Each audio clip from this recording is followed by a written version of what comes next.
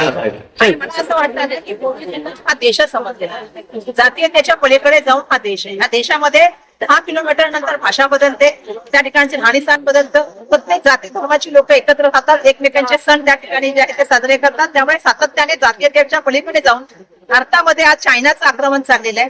आज मोठ्या प्रमाणामध्ये भारताची सगळ्यात मोठी समस्या झालेली आहे की अमेरिका आणि चायनाने त्या ठिकाणी टेरिफ लावलेले आहेत. त्याच्याबद्दल पण कधीतरी मोदीजींनी बोलावं, बेरोजगारीबद्दल बोलावं, महागाईबद्दल बोलावं. खरं तर 14 मध्ये लोकांना काळा धन आणणार, त्या ठिकाणी बेरोजगारी कमी करणार, मोठ्या प्रमाणामध्ये आपण जर बघितलं त्यांनी सांगितलं होतं की मी महिलांवरती अत्याचार करणार. या प्रश्नावरती मोदीजी बोलते. दुर्दैवाने मोदीजी आठवण करून देते की 14 तुम्ही काय प्रॉमिस केले होते. हिंदी हिंदी हिंदी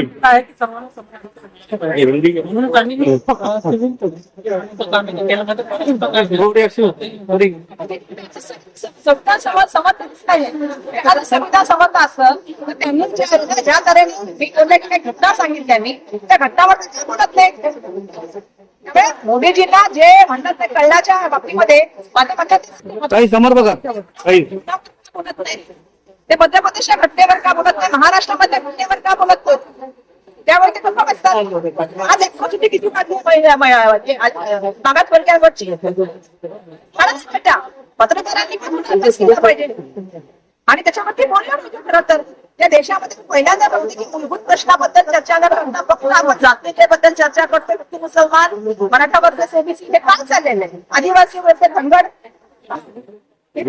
यासाठी कोण जबाबदार आहे? ज्या वेळेपासून भाजपचं सरकार म्हणून मात्र डबल इंजिन ह्यासाठी नाहीये.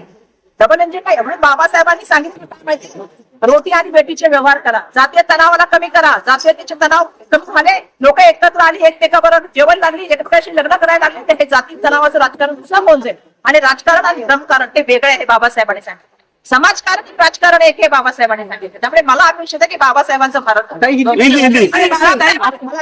बाबासाहेबांना अपेक्षित काय होती की भारत बहुत्मय म्हणजे काय ज्ञानमय व्हावा, समतावादी व्हावा आणि त्या ठिकाणी विज्ञान दृष्टिकोन व्हावा.